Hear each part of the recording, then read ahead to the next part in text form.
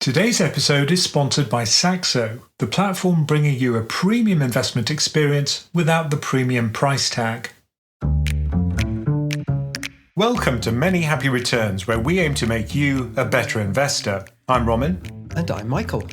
Last week, a botched software update hobbled IT systems around the world, grounding planes and taking TV stations off air. Welcome to the single point of failure. But it's not just computer systems that can crash and burn. Today, we discuss underappreciated risks that could devastate your personal finances. And in today's dumb question of the week, is any investment completely safe? All right, let's get into it. So, Roman, if on Friday you'd been at an airport trying to take a flight, or watch Sky News, or make a payment down your local chippy, you might have had a problem. Windows PCs across the world seem to go down en masse. What was all this about? So this was the CrowdStrike update, which caused this huge failure across the world. I first became aware of it because I check the balances on my various investments accounts every morning now, just to see what the volatility is for a potential video down the road. Oh yeah, sure. The one thing we tell people not to do, don't look at it every day. Yeah, but don't worry, Laura's already chided me about it. But what I noticed was that Vanguard, I couldn't log in. And I thought, that's odd. And then I looked at the news, and sure enough, it's not just Vanguard that was affected. It was the entire banking system in Australia, it seemed.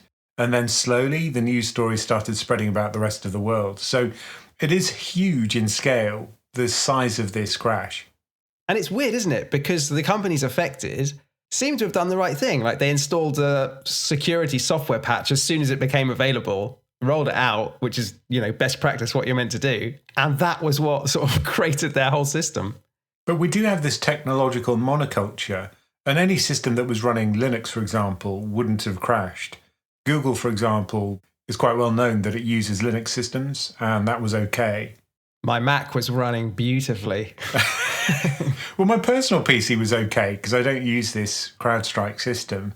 No, it's what big organizations use, isn't it? To sort of defend their platform against hackers. Didn't need hackers to bring it down in this case. The security company did it themselves. The one thing we didn't want to happen. But it is surprisingly traumatic when Vanguard goes down. It's like when your mum's ill. It's just like, come on, look after me. So it kind of made us stop and think, didn't it? That if one little innocuous mistake, presumably from a developer at CrowdStrike, can bring down half the world's IT systems, surely our own personal finances are vulnerable to these single points of failure, is what it's called, where one little weak link can devastate everything. Yeah, because we're always thinking about diversification and reducing risk when it comes to investment, but we never seem to think about these concentration risks for platforms or particular systems which underlie everything that we do. And yet these are an unseen linkage between things that we do. So it's really hard to actually tease out which platforms would be falling together. So you can't work out the correlation of failure, if you like. So I guess what we're going to be talking about today is those unseen risks where you don't come across them every day. But if they happen, they can destroy everything very quickly. Now, maybe the first category of these things are what I've termed security risks. And the first one you always come across in discussions of this type is around your passwords. And rule number one, don't reuse the same password across all your accounts. And yes, everyone does use a very predictable set of passwords. And top of the list is probably 1, 2, 3, 4, 5, 6. But also things like swear words, the name of your dog, or memorable little phrases. But if you're doing a password cracking piece of software, it's really easy to just very quickly rattle through those possible permutations. There's a list on Wikipedia of the top 10,000 passwords. And the top 10 is what you'd expect. Password, QWERTY, all the little number combinations. Number 10, weirdly, is dragon. I don't know where that's come from. The one that grabbed my attention, number 25, Michael. That's the highest ranked name for passwords. Why is this? Why isn't it Roman? No one knows how to spell it. You'll be safe with that. Use that as your password. But maybe the Michael thing is because Michael Jordan, Michael Jackson, there's a lot of famous Michaels, I guess, when people were first doing their passwords in the 90s. What do you think? But it's not far from monkey.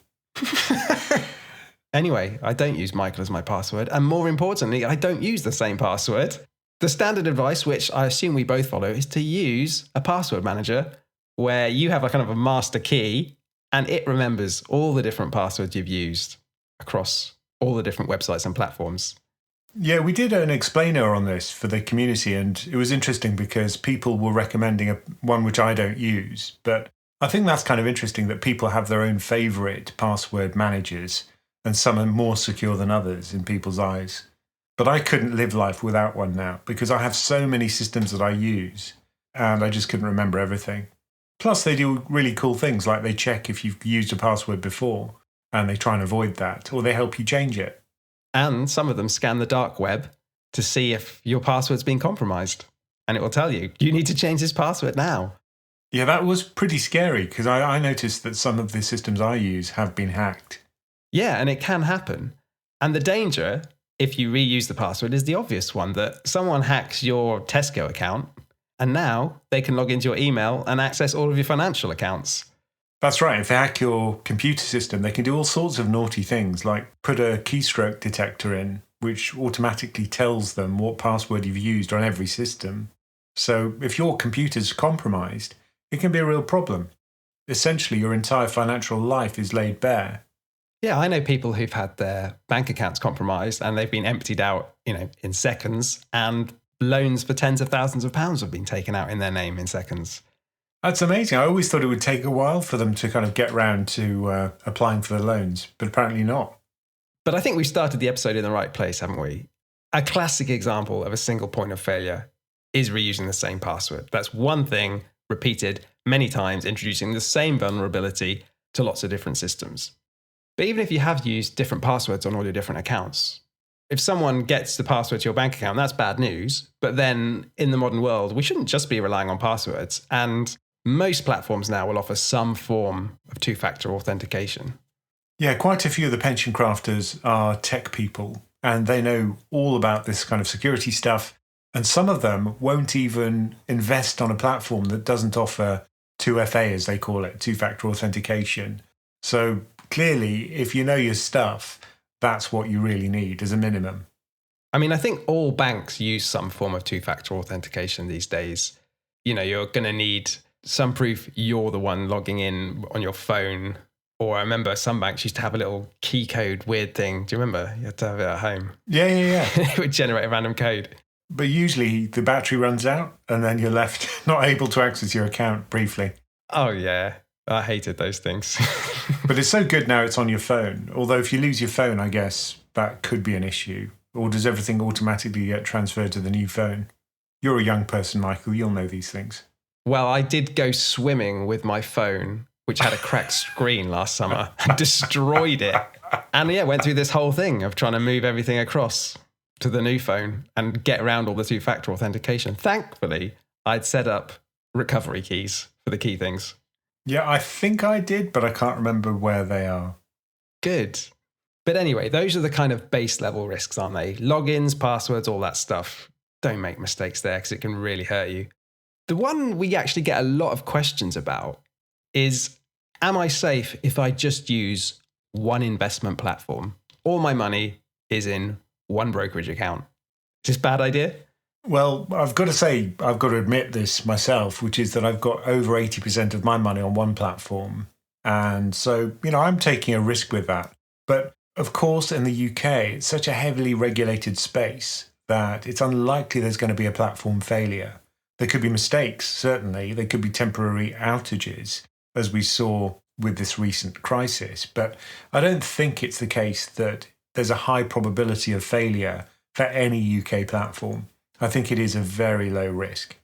And when you say failure, you're meaning bankruptcy, right? There's some kind of fraud or mispractice, which means they've lost everyone's money. Yeah, I mean, if there was a fraud, the FCA would step in and shut down the platform. And at that point, the accounts would be sorted out and transferred to another platform. That's the most likely outcome. I think the most likely point of failure would be with the nominee accounts. Because if you invest with a certain platform, your stuff, your investments are held in a joint account with other people's. That's called a nominee account. And you're relying on the platform to keep the records of who owns what. Now, things can go wrong if they screw up the records. So if the company has to be liquidated, and they can't work out who owns what, potentially you could make a loss there. That's interesting. So they've got like one big bucket of slop of stocks and they've got a piece of paper which says, oh, Romin has 3,000 shares of this ETF. What happens if they lose the piece of paper? Is that what you're saying? Exactly. It's all done with Post-its, obviously. So if they lose them, there's a problem. But look, they're going to be really careful about this. And the regulator is going to be so careful to make sure that their record keeping is good. But mistakes happen. So I think this is a risk. I think it's a low risk, particularly if you're on a large and reputable platform. But this is probably why I wouldn't go for a small platform that you've never heard of, because they're more likely to have problems with keeping records. Yeah, I kind of agree with you that in the spectrum of all the risks we take as investors, the risk that your platform blows up is probably one of the lower ones, though if it happens, you'll know about it. Maybe my bigger concern with having all or most of your wealth on just one platform is, again, back to hacking, right? If hackers got in there, sold your stocks and your ETFs, which can be done, in 10 seconds, and emptied the account, if you didn't notice it straight away, it might be a headache to get that sorted. I think on cryptocurrency platforms, that's a bigger worry than it would be on standard platforms, simply because there's an easy paper trail. If they've transferred the money out, it's not done using the blockchain, it's done using bank accounts. So there will be some kind of paper trail, and probably the platform could trace that money, which is why I think it doesn't happen on a large scale. Most of the fraud which people do is where they voluntarily, due to a phishing attack, transfer the money to someone else's account. This is a story you hear so often, where someone who sounds absolutely plausible, they sound like they come from your platform, will say, oh, there's been an emergency, could you transfer the money to this account? And somehow they get you to give the details of your account, or they get you to transfer the money. I think that's a much more likely route of attack. Yeah, I think the main thing is if someone is rushing you or getting you to do something over the phone, don't do it. It's a scam. Hang up the phone and call back your bank or your platform on the number you get from your card or from the website, whatever. Don't just sort of go along with whoever's on the phone, no matter how plausible they sound, and no matter how many notifications come up on your phone that here's a code from the bank or whatever like that. Because they might be on another phone talking to your bank, getting them to send notifications. And if you tell them those codes, your money's gone. So just hang up the phone. Another thing I've heard is that they can hold the line so that you think you've hung up and they're still holding the line. You dial something, they create a ringtone, and it sounds as if the platform you've called has actually picked up. So it's so difficult, if there is one of these scam calls, to be sure that you're calling the right people. You know what, Roman? They could do that on landlines, but on mobiles they can't. Oh, is that right? Either party can disconnect. So if you're on a mobile and you hang up, you'll be all right.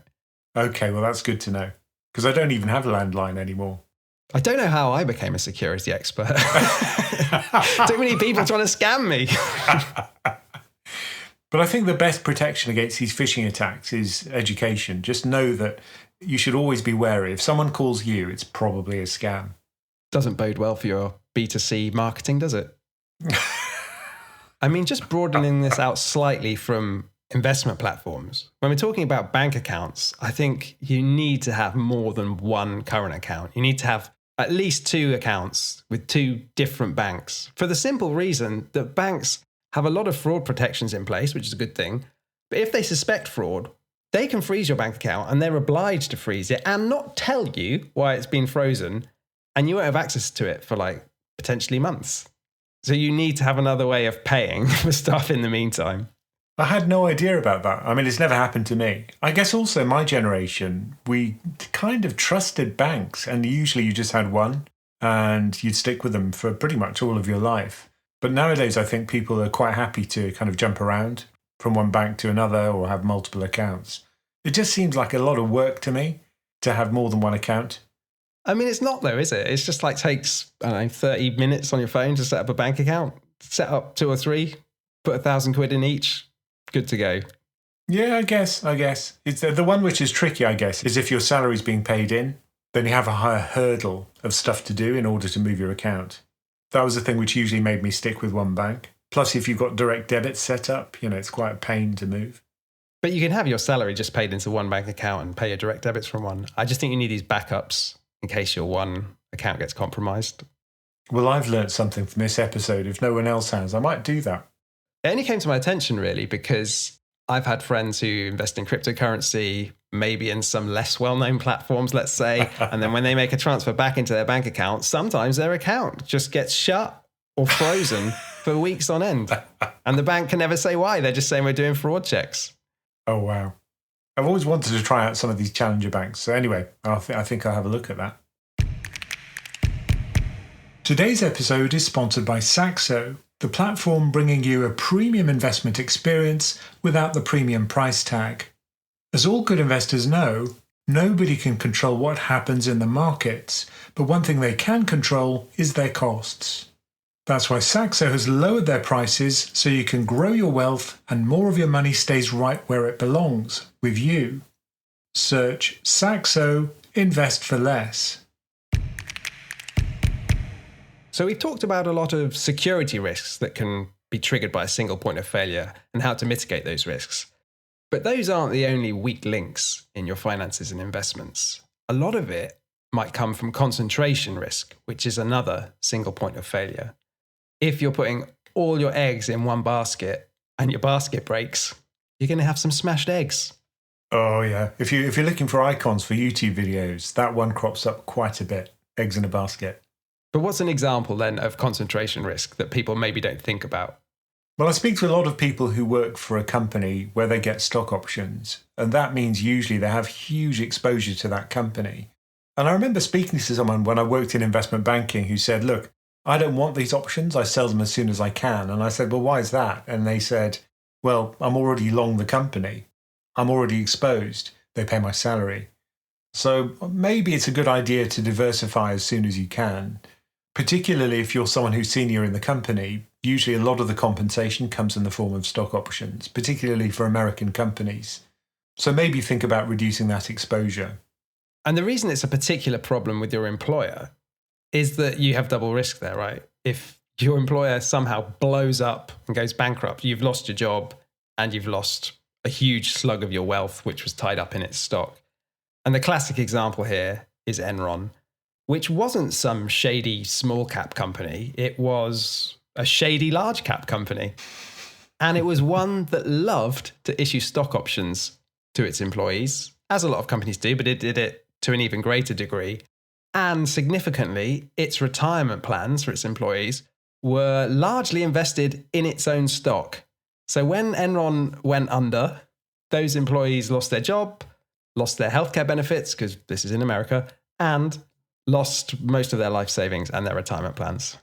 Yeah, that is worrying. So it's always worthwhile checking out what your pension is invested in if you've got a corporate pension plan. Just make sure it's not invested in your own company. I think they wouldn't be allowed to do that in Britain, but I read that the default 401k plan for Enron, which is the retirement account basically, Enron would pay the money into that in Enron shares. Like their employer contribution would be in shares, which they can, print themselves. And this plan had over $2 billion in assets just before the bankruptcy ensued. And more than half of it was invested in Enron stock. Ooh, that is painful. It's kind of incredible. That's astonishing. I mean, how did that slip through in terms of regulation? You could say that about any aspect of Enron, I think. If you read the book, The Smartest Guys in the Room, it's incredible what happened to that company. Just stretching the limits of accounting way past anything that's legal. I was kind of impressed in a way, though, but horrified in another. But even if you're just working for a tech company and you're paid in shares of your own company, just think about diversification, particularly if it's a tech company, because so much of global indices are now tech companies. 21% usually of a global index will be tech. Did you see Chamath having a go at Bill Gates? You aware of this? No, I missed that. Because Bill Gates was famous for having this conversation with Warren Buffett, where Warren said to him, Bill, all of your wealth is tied up in Microsoft. You own most of the company. And if this fails, you're going to be screwed. Diversify. And Bill Gates thought, you know what, Warren?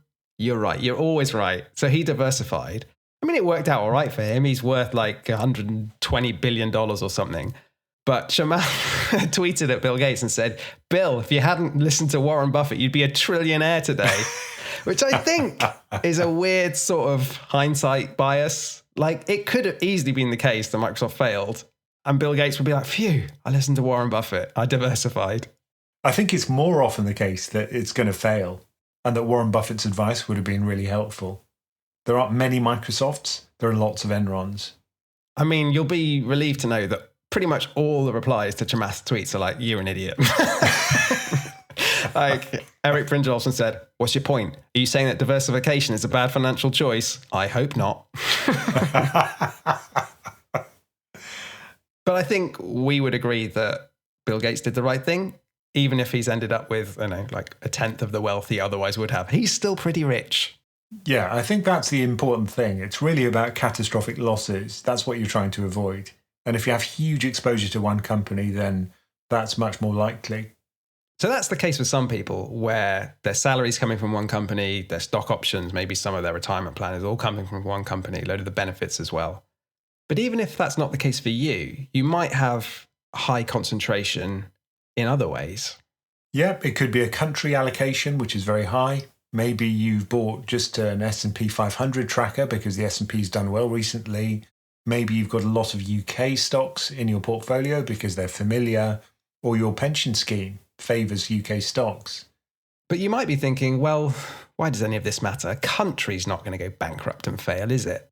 But then maybe the worst case would be you had everything invested in Japan at the peak of the bubble in 1990. And then you lost, I don't know, something like 80% of the value of your investments. And then they didn't recover for, 35 years until this year. That's a painful retirement to go through.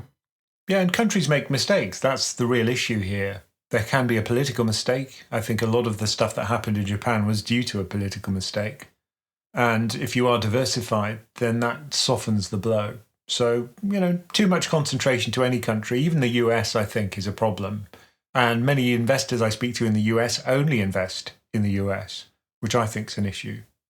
Sectors as well, that's another concentration risk. A lot of people like tech. Usually people choose the industry in which they work. So doctors buy pharmaceutical stocks. Tech people buy tech stocks. Bankers don't buy bank stocks, do they? No, strangely. They know better. That's right. But this is one of the things which you often see. People buy what's familiar to them and assume that their expertise in that domain is going to help them invest in that domain. But that's often not the case. The sector where I think concentration risk rears its ugly head more than any other is real estate, especially in the UK, where, we have a lot of sort of have-a-go heroes with buy-to-let who buy multiple rental properties, fine, if that's the way you want to invest. But then, at least from the people I've spoken to, they tend to buy them all in the same city or, even in the same street sometimes or the same building. I know people who've got like 3 flats they own in the same building that they're renting out. That seems like an insane risk to me.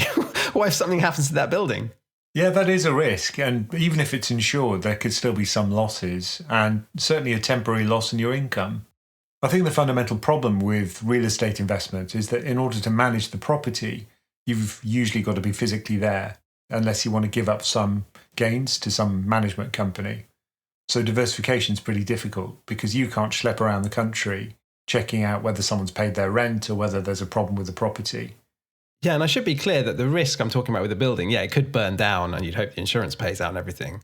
If the insurer doesn't, then, you've got a big problem. But it's not just that, is it? If you're concentrated in one location, maybe the local job market takes a downturn and therefore your rents fall on all your properties at once. You're like highly correlated to a local economy.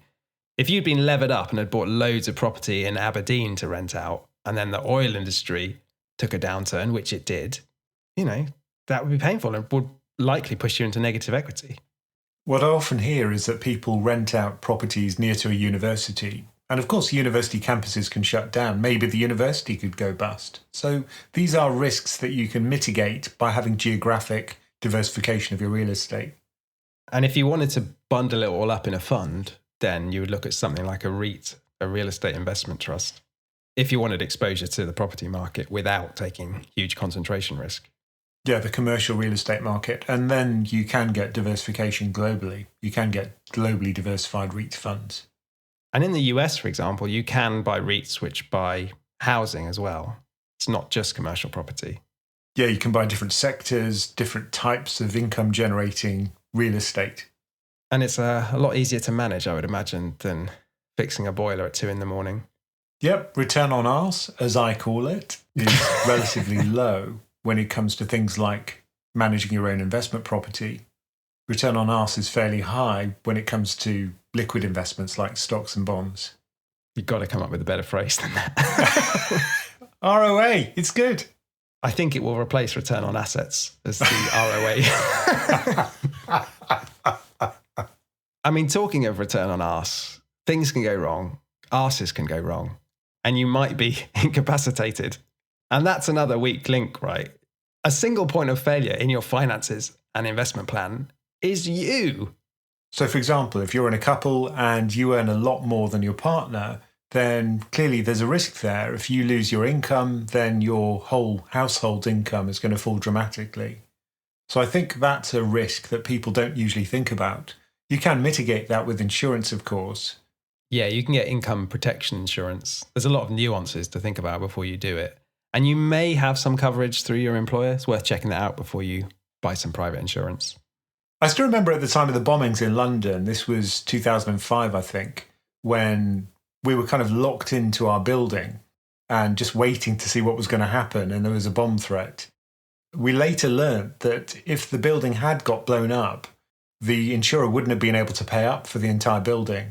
So, we were kind of hoping that at least only one side of the building would be destroyed. Right. Otherwise, the insurance wouldn't pay out. So there was a little bit of diversification there, physical diversification, to be on the right side of the building. It's hard to diversify as one person, though. You can't split yourself onto different sides of the building. No, that would have been tricky. Because I thought what you were going to say was that bombs were going off in London and you rung up to try to get life insurance at the same time. The insurer's like, are you in London right now? I know which bank you work for. You got a pre-existing condition, bombs. But yeah, I think insurance certainly has a role if, like you say, there's a huge reliance on one source of income. But also an emergency fund.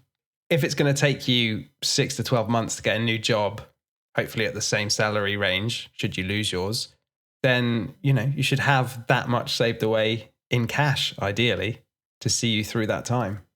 And I think the point at which you are in your savings journey, in your investment journey, is really important here. Early on, you probably have a pretty big mortgage if you've bought a house, and you have to service that debt, and you've probably got a smaller income and smaller savings to fall back on. So at that point, perhaps insurance for your income makes more sense. Yeah, later on, if you've got like a massive pile of assets and your income is, smaller relative to them, then you've kind of self-insured yourself in a way. Yeah, I mean, that's the whole point of the savings, which is that you've got something, assets which you can access at least. Clearly, you could access the ISA, maybe not the pension at a certain point before you're 55. The other thing to think about from the point of view of the family is that if you are the one who makes the financial plans and maybe earns the most income, all of that stuff, if you were to slip into a coma tomorrow, would your family know what to do? Would they know where the investments are, why you have those investments, what to do with them in the meantime? You don't want to wake up from the coma in 6 months' time and be like, oh no, it's all gone. And I speak to people where this has happened. I speak to someone whose partner's passed away and they're left picking up the pieces and they just have no idea what's going on. And we have to go through the investments and try and work out exactly why they did what they did. And it is difficult. And I think it's best to prepare for those cases by sharing the knowledge. Keeping your investments simple is always a good start because then there's not much to explain. And also explaining to your family on one sheet of A4, look, if I pass away, here's what we've got, this is why we've got it, and here's how to manage it. There's very little work required, hopefully. And also, if you go through that process of trying to explain it to someone, you'll probably realize where the flaws are in your plan. As soon as you start trying to explain it and make it sound rational, if you don't understand it fully, it'll become clear. Absolutely. The reason why people say the power hours, the coaching sessions with me are useful is they have to write down on a piece of paper what they're doing. And that's probably as useful as the coaching session itself. I mean, there are other things to think about, aren't there, here? Obviously, you want a will in place. You might also want to think about things like power of attorney. You can set that up in advance. So if something does go wrong through illness, someone you trust can look after your financial affairs. And it's a reciprocal thing, right? Make sure the other members of your family are doing the same thing. Yeah, it's a difficult conversation to have because we always like to think we'll be okay. You speak to people who've been through a world war and they always say, oh, I never thought it would be me. Everyone was falling all around me, but I just didn't think I'd be the one. But of course, sometimes you are the one, and it's good to plan for these things. I guess the point with everything we've talked about here today is that these things are unlikely to happen. Well, not death, that is going to happen. But the other stuff, the password hacking, all that stuff, your company going bankrupt, probably unlikely. But it can happen, and you'll be glad you prepared if it did. We mentioned that discussion about our favourite password manager, and that's one of the things you really get from the community, which is this knowledge sharing from people who have different experiences to your own. So if you want to join our community, share your knowledge with us and learn from us, just go to our website, pensioncraft.com/membership. Okay, today's dumb question of the week. Is any investment completely safe? Roman, I know what you're going to say. You may as well just say it. No. Okay, but we got to get into it in a bit more depth. Because people think some investments are safe, right? And cash, most people would consider to be a safe asset. We talk about it as a safe asset. So let's start there. Why isn't cash completely safe? Well, you've got to store it somewhere. And if you physically stuff it under the mattress, obviously there's a risk of theft.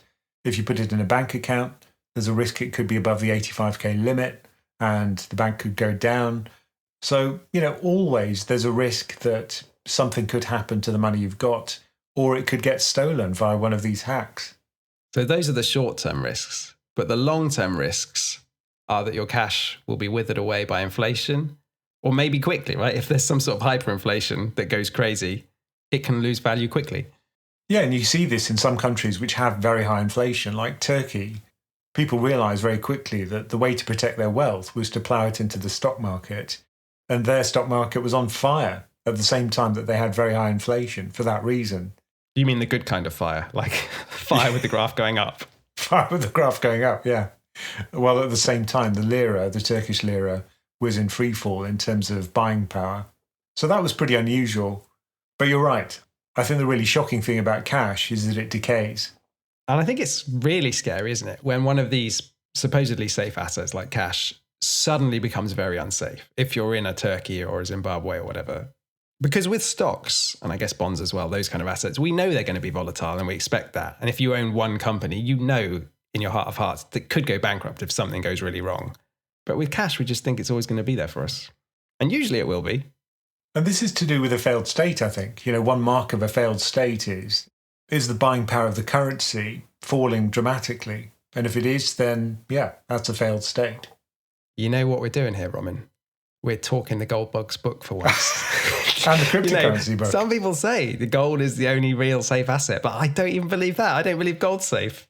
The problem with gold is, how do you store it in a way that if there was a societal collapse, you could still access it while at the same time not having it nicked? That's going to be difficult. If there is a breakdown in the rule of law, then, you're going to be at risk of having it stolen. Plus, you've got to turn it into things you can buy. You've got to go to the market with a bar of gold and say, I'd like to buy that sack of potatoes, please. You're going to shave a little bit off the side of your bar of gold somehow. But not even that, right? That's just a sort of practical consideration. But gold is still subject to supply and demand, which is ultimately what can go wrong for an asset. Like if we reel in an asteroid made of gold, or perfect alchemy, or one central bank is forced to liquidate all its gold reserves, the price of gold can crash. And gold has crashed in price many times. Yeah, it's a crashy asset. And I think that's what people forget about gold. In real terms, it's still in a drawdown from 1981. It's down about 50% as we make this podcast. So that's the way people don't tend to think about gold, which is that it is itself quite crashy. I don't think there is a convincing substitute for cash in terms of safety. And all these things are relative, right? There's probability of failure for any asset. And for cash in developed markets, it's fairly low. It's very low. So it sounds like, in answer to the original question, we're going back to your glib answer of, is any investment completely safe? No. So maybe the safety comes Bum, bum, bum. Through diversification. Yeah, you can never be completely safe. All you can do is plan and diversify so that it's less likely that you're going to lose money in the long term. Thank you for joining us for Many Happy Returns.